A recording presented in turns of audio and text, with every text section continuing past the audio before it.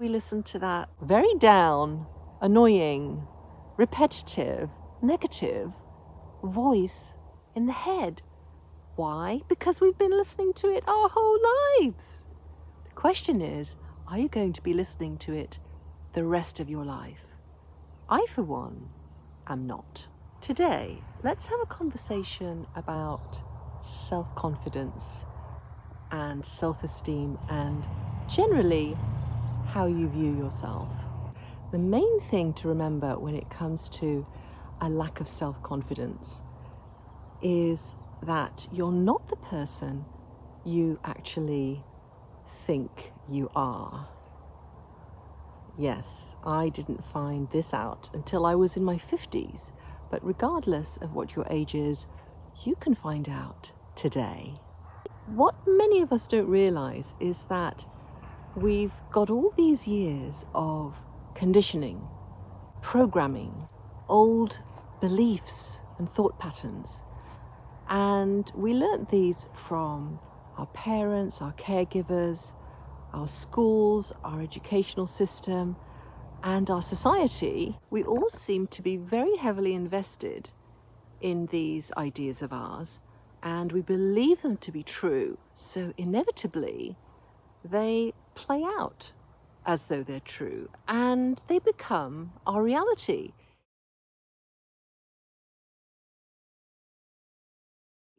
If you think that you are a certain way, for example, if you feel that you are unattractive, you're going to act and live as someone who is unattractive and insecure about how they look. As you go through life with these thoughts, these beliefs about your appearance, there's going to be a certain energy about you, a certain vibe. We're all actually very sensitive to this energy of life. We don't realize how sensitive we are. It's an intuitive knowing. You'll be presenting with this energy of insecurity, stay away from me, don't look at me, this heaviness, feeling so shameful, less than. And then people will respond accordingly to you. Do you see? Do you see how it works? So what you think and believe is crucial to your experience of life. It's not about how you look. It's about what you think about how you look. I'm sure you've all come across people who, if you had just seen a picture of them, you wouldn't have labeled them as attractive. But the energy that they have is just so magnetic because they're happy. They're happy with themselves. They're happy with life. There's a love that flows through them, and that makes them attractive.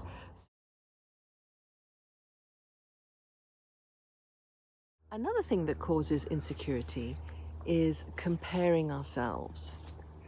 Comparing ourselves with others. What a popular pastime this seems to be, but not a very healthy or pleasant one. Of course, it's all very well to say, don't compare, but we need to dig a little deeper and kind of realize what's actually going on behind all these thoughts and feelings that are interfering with how we want to live. To live in a way that brings joy and satisfaction, right? We want to make the most of this precious life that we have. So if you're walking around under this dark rain cloud and there's all this thunder and lightning going on, because you're so attached to these thoughts about who you think you are, well, let's shine a light on it and see what's behind the clouds. Because you will always find that no matter how the weather is, the sun is always shining behind it. If you've ever been up in a plane, it's so beautiful, that moment when you break through the cloud cover and it's always a beautiful blue sky and the sun is shining brightly. Always, always, without fail. It doesn't go away. The sun is always there, but sometimes we can't see it, especially in this country, in England. But when you do see it, you remember just how glorious and life-sustaining it really is. The comparison trap. When did this start, do you think? Why do we do this? Well, it could have started back in the house if you were being compared to your brother or sister. Or it could have started in school. When you're in a class with 29 other people your age, and you're supposed to be producing work at a certain level, and you're being graded, everybody is being compared with everybody else. You can be top of the class, bottom of the class, in the middle, and all that kind of thing. And so we take that into our adulthood, and now we have social media, and there's a lot of comparison going on there as well, because our mind has been, it's been trained, right? So let's compare ourselves to everyone on social media as well. If you don't realize that you're doing this, you're causing a lot of unnecessary suffering for yourself. And you don't need to do that anymore.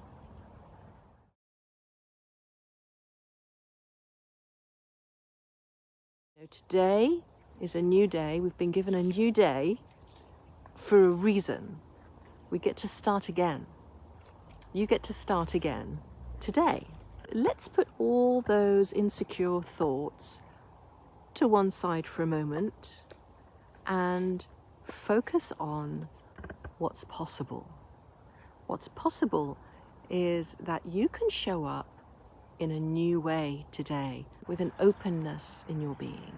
See how you do without all those labels that you've stuck on yourself and other people have stuck on you. Why don't you just see? Out of curiosity, let's do a little experiment here. Why don't you see what life is like just for a day? What's it like to show up without those ingrained beliefs? What happens if you just put them to one side? Who would you be without all those insecure thoughts? Who would you be without comparing yourself? Who would you be without your memory of who you've been told you are and who you thought you were all these years? How would you show up to life? What would you do? What would you not do? What would you say? What would you not say? How would you be? What kind of energy would you have? How would you present yourself? What would you wear? What would you eat? The possibilities are really quite exciting.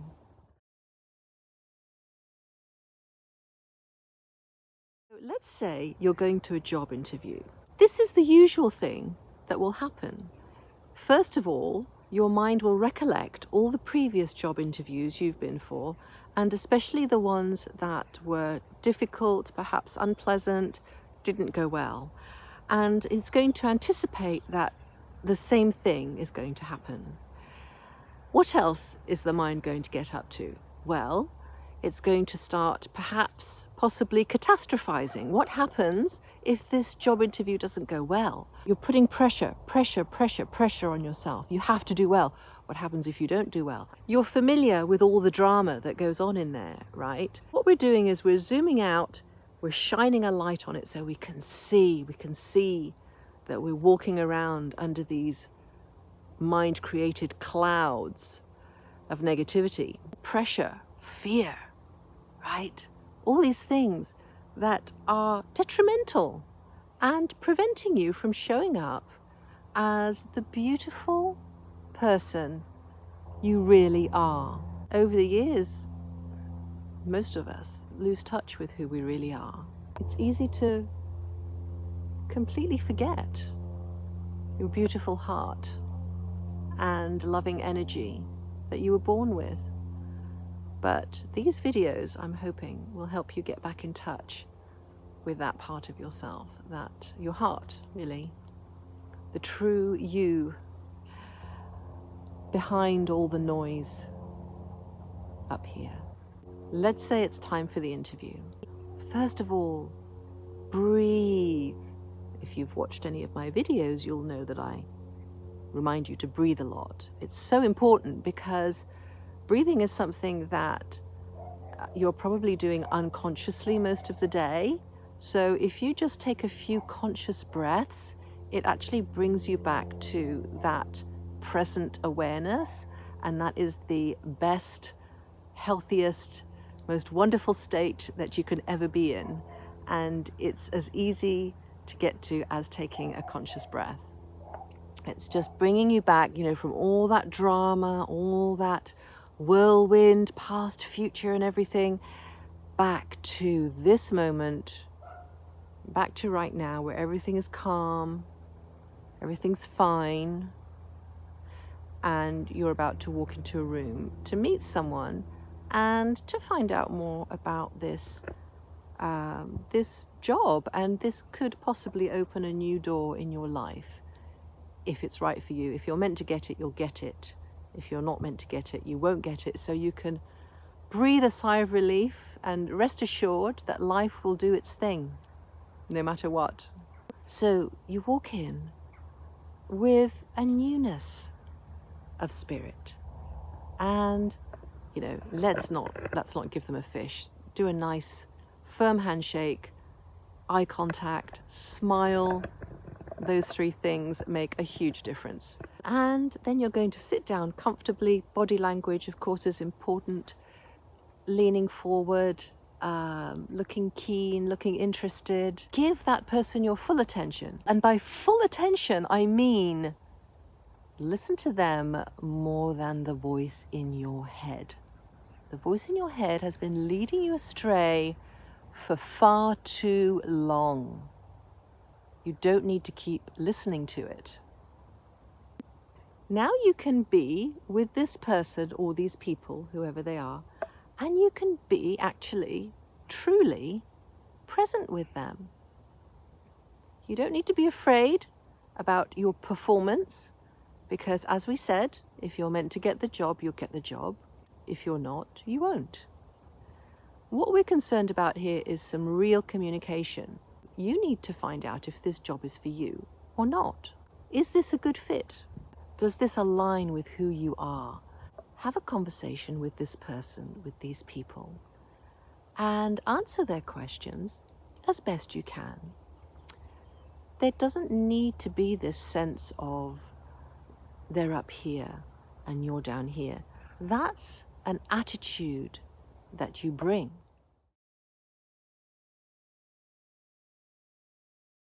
So what is confidence anyway? Well, confidence, real confidence, is knowing who you are. And knowing who you are comes from knowing who you're not. And you are not the voice in your head. You are not your past experiences. And you are not who you think you are. You are so much more than all of those things. In fact, you're too wonderful and mysterious, really, to ever understand fully who you are. It's unfathomable, because you and I are a walking miracle of life. That's what we are. But we don't usually have that awareness. Instead, we listen to that very down, annoying, repetitive, negative voice in the head. Why? Because we've been listening to it our whole lives. The question is, are you going to be listening to it the rest of your life? I, for one, am not.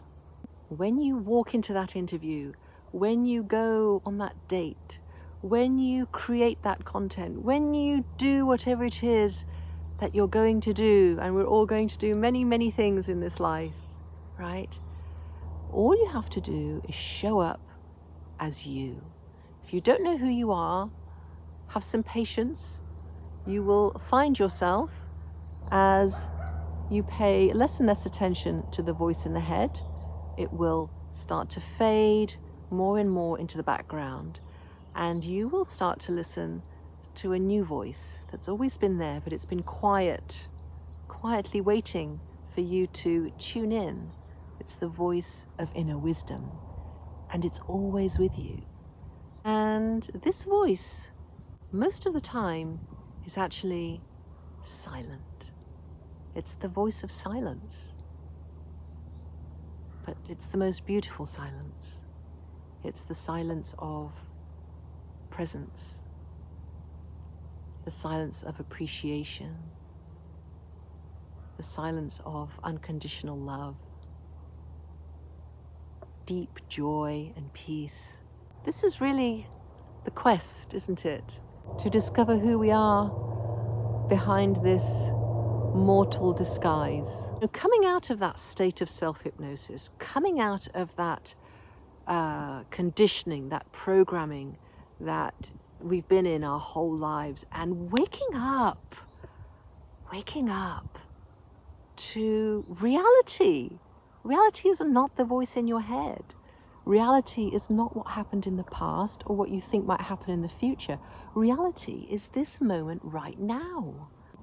In this moment, you're not comparing yourself. In this moment, you're not less than. When you're completely present and not going off in your mind, not being, sucked away into the world of psychological drama, when you're actually truly present,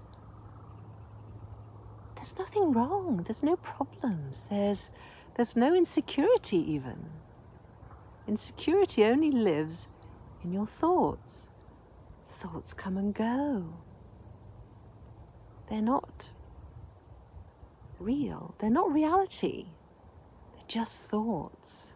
If you want to have confidence, stop believing your thoughts and start being present. And you'll see what's possible for you.